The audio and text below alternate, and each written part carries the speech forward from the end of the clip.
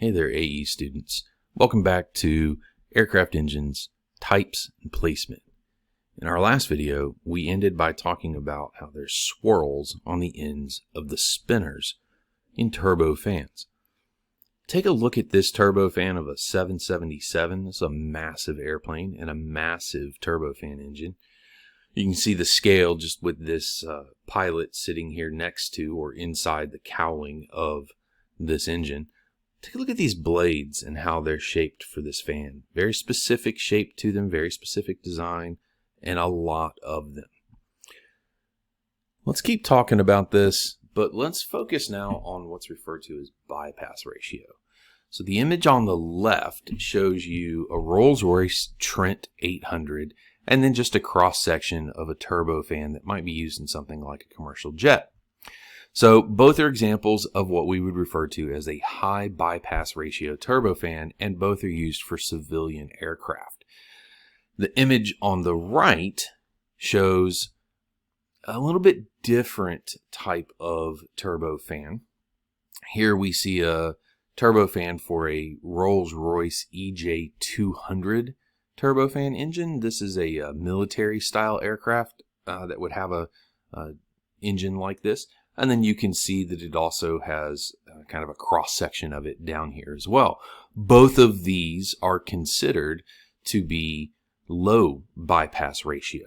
Both are turbofans, both have bypasses, but both have a different amount of air that bypasses. Turbofans with high bypass ratios have a lot of air that passes around the core, about an 8-to-1. And then you have a much smaller ratio for a low bypass. You still get some bypass around the core of the engine, but it's significantly less. And usually this is what's found in military aircraft. So the military aircraft's flight speed and jet velocity are both higher than the civilian aircraft, but the jet velocity is still less than what we would have if we were using a turbojet. Both of these are very powerful engines, but designed specifically for the type of aircraft that they are serving. Now I want you to notice in this image the various shafts being utilized on this type of turbofan. This is what's referred to as a 3-shaft turbofan engine configuration. The blue color in this cross section shows not only the turbofan blades, but the cone at the front of it, and how all of that is connected to a shaft that runs directly through the middle all the way back to the aft area of our engine, where we have some turbines that are spinning only the fan and cone at the front. Then you have the yellow color. The yellow color is the middle shaft connecting the middle turbines to the forward compressor section. So you have this turbine here being connected to these compressor blades here, and it is outside of the blue shaft. Blue shaft is running through the middle of it, yellow shaft on the top of that, and then a much shorter shaft is used. Notice the red color, and in this 3-shaft setup, it's a much shorter shaft around the other two, and it only goes from about here at the front of these smaller compressor blades to about here right after the first turbine. Okay, and they're very close to each other on either side of the combustion chamber. So the combustion happens here, compressor blades here, turbine here that spins these compressor blades. So as the air travels through, it's pulled in, bypass ratio is in play. So this fan blows air around the core. It also helps pull air in with these compressor blades. That pulls the air in, starts compressing it down. The blue fan is controlled by the turbines at the back, and then the compressor blades up front are controlled by this turbine here, and then you have the compressor blades right before the combustion section that are controlled by this turbine right after the combustion section. Okay. This red area is also controlled by a gearbox and another shaft that helps the engine start up, as you saw in our video at the very, very beginning of class the other day. The compressor supplies high pressure air to the combustor where it is heated by burning fuel. The flow leaving the combustor has a lot of energy. Okay, so keep this in mind as you think about how these engines work. Some of the energy in the hot, high pressure air leaving the combustor is extracted by a high pressure turbine. The high pressure turbine turns this energy into rotating shaft power to turn the compressor. The gas energy that's left over after enough has been extracted to turn the compressor can then be used as thrust or for power. So all gas turbines work in this way. We have air that comes in, right? Compressor supplies high pressure air to the combustor. So we pull it in, we compress it down, we burn it with some fuel, and the flow of it leaving the combustor has then a lot of energy that spins turbines. So some of that energy in that hot, high pressure air that leaves the combustor is taken out. Some of that energy is taken out of that air by a high pressure turbine, and the high pressure turbine then in turn rotates and gives the compressor its power. So it's this system that pulls the air in, sucks it down, expands it, and then uses that energy to then go back to the compressor and spin it to continue to pull in more air. The gas energy left over pushes out and can be thought of, any extra at least, as thrust. Turbofan, it is much less thrust that we're getting from this high pressure air that's leaving in the exhaust section, but we do think of in a turbojet that being the main thrust. So turbofan, most of it's from the bypass. Turbojet, most of it's from the exhaust that's leaving. Actually, all of the thrust is from the exhaust that's leaving the core. Turbofan and turboprop both have high bypass, or at least have bypass ratios. Turboprop is much more bypass ratio because there's a giant propeller pushing the air. Okay. Gas turbine engines also, consider this, a turbofan can generate the thrust by accelerating a large flow to then a low velocity. A turbojet does the opposite of this. It generates thrust by accelerating a small flow to a high velocity. Consider the fact that you have a big opening in the cowling where the fan is just before the compressor, and that's a massive area, and then we compress it down and then we send it back out. That giant flow of air is then reduced to a lower velocity as it goes through. A turbojet engine does the opposite of that. It's got a smaller area up front that sucks air in and compresses it down, and so we're dealing with a smaller flow and creating a higher velocity with it. Both types of engines are very similar to each other. They both are considered gas turbines. They both have compressor blades, combustion sections, turbines, and in some cases with turbojets, an afterburner in the exhaust section. But you might even find that a turbofan has that afterburner as well. So there's this connection between the turbofans and turbojets, between turboprops and turbofans, but inside of each of them, they have designed them to be significantly different for different purposes. Turbofans need to be able to move very large aircraft around. Turbojets, especially with afterburners, are usually for military airplanes that need to accelerate very quickly and be very maneuverable. Usually don't need a ton of gas in them or a ton of fuel in them to be able to travel great distances like you would with, say, an A380 that can travel, almost across the entire continent of the United States without having any concern of fuel needing to be refueled, at least. So remember that turbojet, very fast, high velocity of air coming out of the back of it and a small section of airflow. And then you have turbofan, and I would recommend considering turboprop in this as well. You have a bigger area of air that's being moved and you're reducing it to a lower velocity as you do. Okay, moving along, let's talk specifically about turboprops. Obviously, to move an airplane through the air, thrust must be generated with some kind of propulsion system. So many low-speed transport aircraft and sometimes smaller commuter aircraft use a turboprop propulsion. On this page, we're going to discuss some of the fundamentals of those turboprop engines.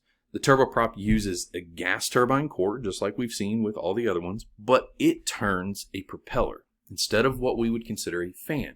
Remember looking at that image of that pilot sitting inside the cowling of a giant 777 engine? Those fan blades were very close together. They were strangely shaped, and there were a ton of them. Turboprops, not so much. Big, giant propeller, and kind of a neat looking propeller, which we'll take a closer look at in a moment. Propellers develop the thrust by moving a large mass of air through a small change in velocity. Propellers are very efficient and can use nearly any kind of engine to turn the prop. General aviation aircraft use an internal combustion engine to turn the propellers, and in a turboprop, obviously we're going to be using a gas turbine core. All right, so let me restate that real quick for you. We have in small, like Cessnas and general aviation aircraft, we're going to be using some type of reciprocating internal combustion engine connected to a shaft that spins the propeller. However, when we get into larger aircraft that still use a prop, like turboprop engines, we're going to have a gas turbine core that's doing the same thing as that internal combustion engine. It's still spinning a shaft that controls the propeller. So how does it do that? How does a turboprop engine actually work? Two main parts to a turboprop propulsion system: the core engine, obviously, and the propeller. The core is similar to the basic turbojet. It has a compressor, burner, and turbine. However, at the exit of the main turbine, the hot exhaust gas is then passed through an additional turbine shown in green. So you can see it here. There's another turbine here. The turbine is then,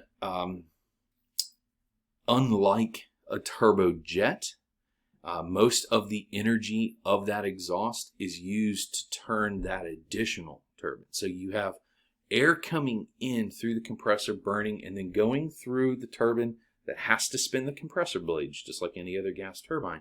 But then the rest of that air coming out of it isn't for exhaust to be pushed out of the jet. It's to be pushed through another set of turbines that spin and provide motion to the propeller.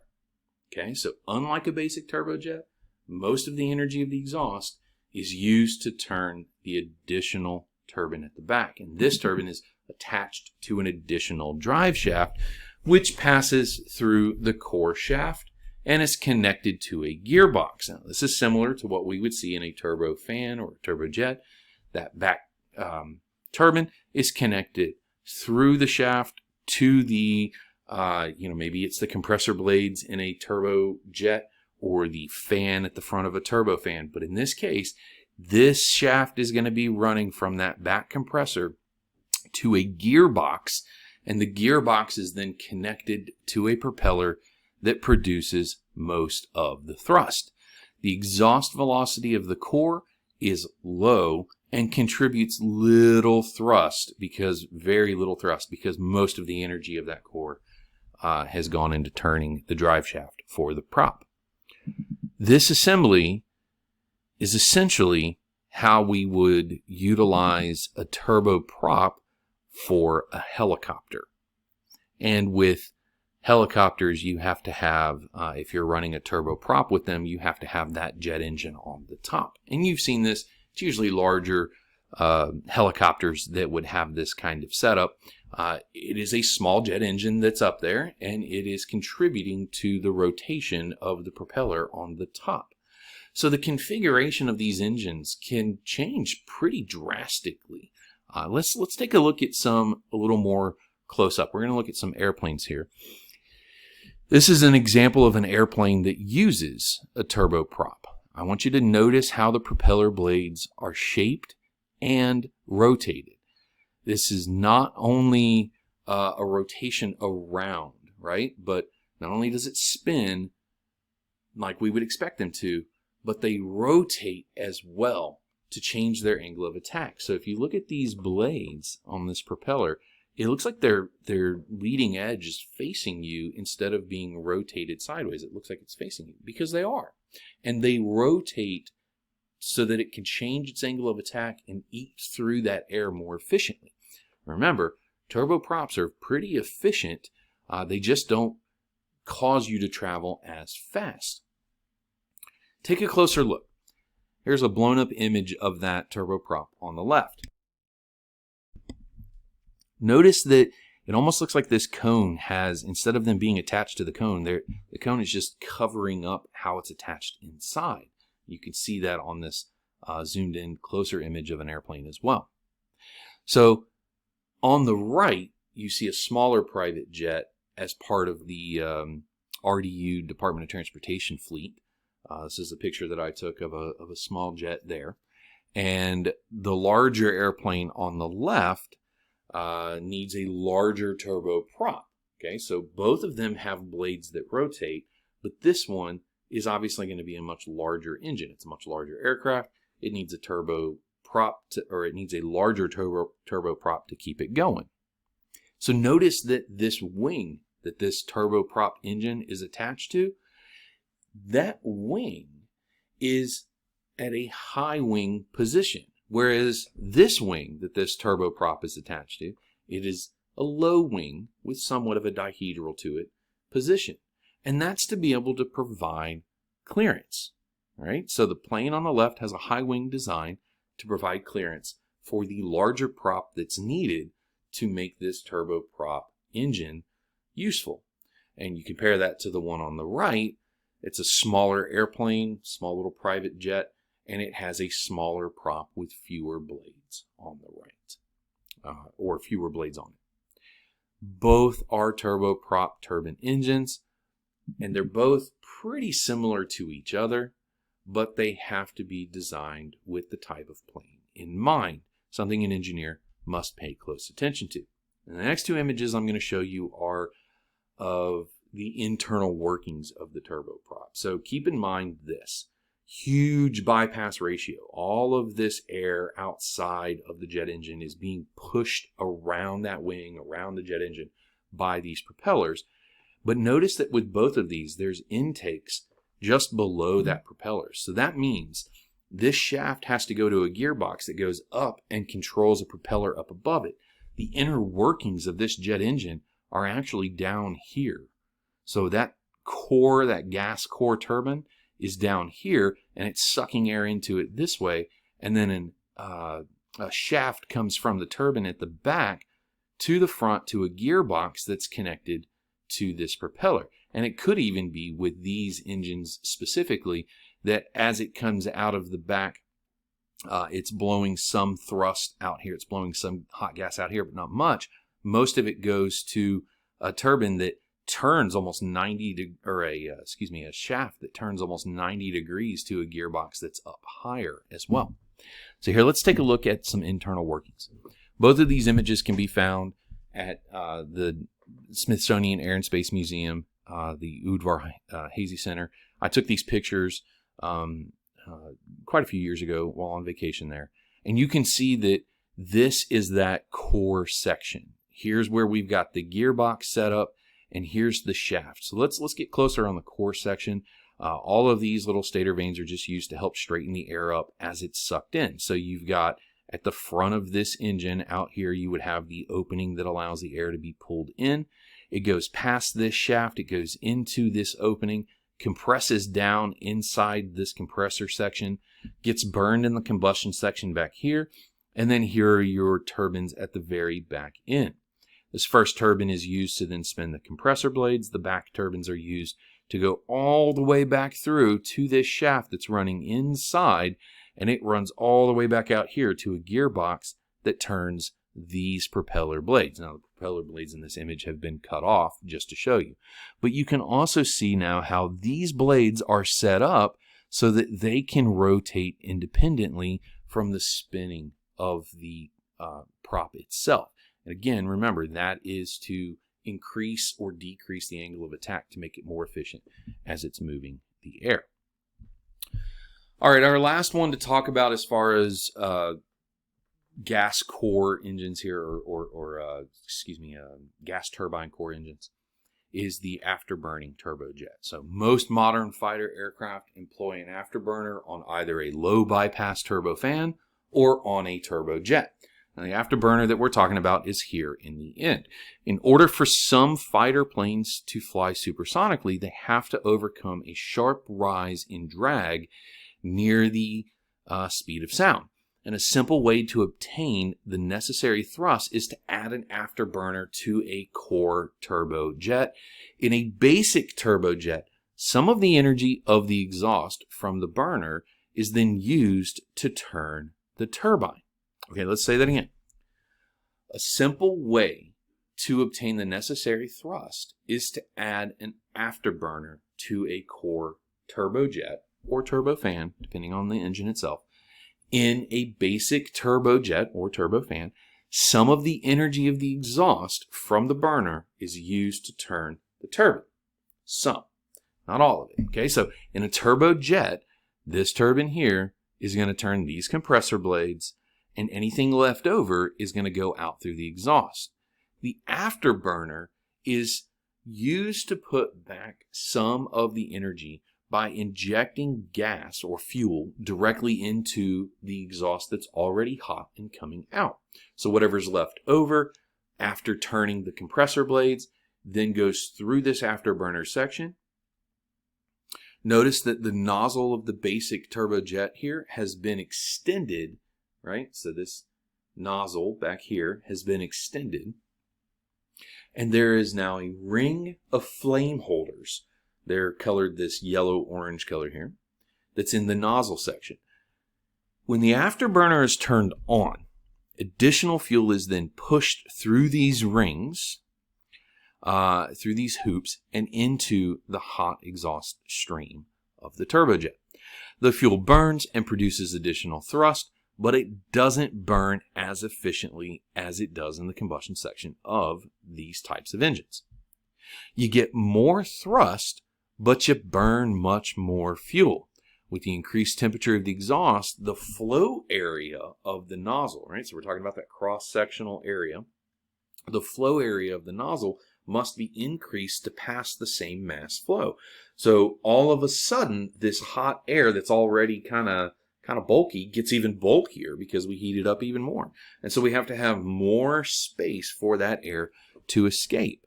And so therefore, afterburning nozzles, whether it's on a turbojet or a military's low bypass ratio turbo fan with an afterburner, the nozzles must be designed to be or to have a variable geometry to them. And they are heavier and more complex than a simple turbojet nozzle. When the afterburner is then turned off, the engine performs more like a basic turbojet or turbofan, and that nozzle has to reduce its area to be efficient. Now, you can investigate more of this on your own time, and of course, the grc.nasa.gov website has a lot of good information on this as well. Okay? Very similar to how turbojet and turbofans work, but typically, you're going to find that this is only used if you're reaching supersonic speeds with those types of core engines, and you're going to find them in military aircraft. Here's an example of an afterburning turbofan. This is an image of the Rolls-Royce EJ200 turbofan engine. You saw some imagery of ones very similar to this earlier. Military aircraft flight speed and jet velocity are both higher than for civilian airliners, but the jet velocity is still less than it would be for a turbojet in a military aircraft. Here you can see a 3-stage fan. So again, it's a turbofan. So these are the fans at the front end of it. It is a smaller area than what you would find on a civilian aircraft, and it is a low bypass ratio, right? You have a single stage high pressure turbine right after the combustion section that's used to help move these compressor blades around. And then you have a single stage low pressure turbine that's used to be able to spin the 3-stage fan in front of the compressor. And then of course around this you have the area out here that is the bypass area. It's a very small, very low bypass ratio. Any exhaust that is, or any pressure that's left over from the hot gas being exhausted moves through the exhaust section, where you would then have an afterburner in this area. Small thin rings that reintroduce fuel to the hot gas. This is in the nozzle area, and you'll find that the nozzle itself has to be that variable nozzle geometry. And you've probably, if you've ever seen video or pictures of military aircraft that are taking off or having to use their afterburners, that their nozzle expands like this or contracts as you increase or decrease the throttle to have more or less thrust. So what else can gas turbines be used for? Well, this is real simple, guys. I mean, it's used in a lot of different places. Of course, we typically think of this as being used in airplanes, but they've been used and are used in some cases with racing cars of various types, ships, electrical power generation, and even natural gas pumping stations. And y'all, I have even seen a TikTok video of a man who created a turbine for his lawnmower. Of course, he races it, but quite ridiculous. Looks really cool, sounds really loud, and seems kind of crazy to me. And let's talk about the last thing on this slide or on this presentation, which is engine placement. We're talking about the arrangement of the engines. Okay, the arrangement of the engines. You have a few different options. There are underwing arrangements, and there are rear fuselage arrangements, and then there is a mixture of the two. And I have some pros and cons for both. Some pros for underwing: it's easier access for engines if you're needing to maintenance them, right? So the ground crew's coming in or the maintenance crew's coming in and they need to do something to the engines. It's much easier to get to them if they're under the wing. You can fit larger engines under the wing. This allows for engines to have then bigger fans if it's a turbofan. High bypass ratios can be increased to even higher bypass ratios because you can have bigger fans, which means you can generate more thrust. And the only thing limiting this size is going to be the landing gear. How much clearance can I get off the ground to be able to have a turbofan? And that just is how big is my landing gear and how much can I afford to have as far as the weight for my landing gear. You can fit more engines under the wing. They can be one beside the other as the wing goes out. And this can help with the wing bending and wing flutter that can happen with airplanes because their weight is holding that wing down. Engines can separate from that are separated from the fuselage can then be a little bit more safer for the passengers inside the fuselage if they were to catch on fire. If they're attached to the back end near where passengers might be seated in the back of the airplane or even just in the fuselage, that fire is then right there on top of those passengers. And then the wings can also act a little bit as a sound dampener, but of course not as much though as engines that are attached to the rear fuselage. They have less sound completely because the exhaust is behind everybody at that point. So some cons to the ones that are under the wings: because engines are further from the center of gravity and the fuselage, this can create a moment in the yaw direction. If one of those engines were to go out, you would have more power being produced on one side than the other, and it can induce a yawing direction. And this is why you'll find that airplanes with undermount wings have a larger rudder to help counteract that yawing moment. Since the engines are also under the center of gravity as well, when you increase thrust, you can also induce a pitched up moment from that. The rear fuselage pros: reduced noise for passengers because the exhaust is obviously behind everybody. You have noticed most likely that private jets tend to have this configuration where they're towards the rear of the fuselage. Of course, none of these pictures show a private airline or a private airplane. Because they are mounted higher up, they reduce the risk of FOD or FOD. This is foreign object damage. Things from the ground like rocks, grass, etc. can get kicked up and blown into the gas turbine. This allows for the landing and operating out of smaller airfields and sometimes even airstrips without much risk of damage.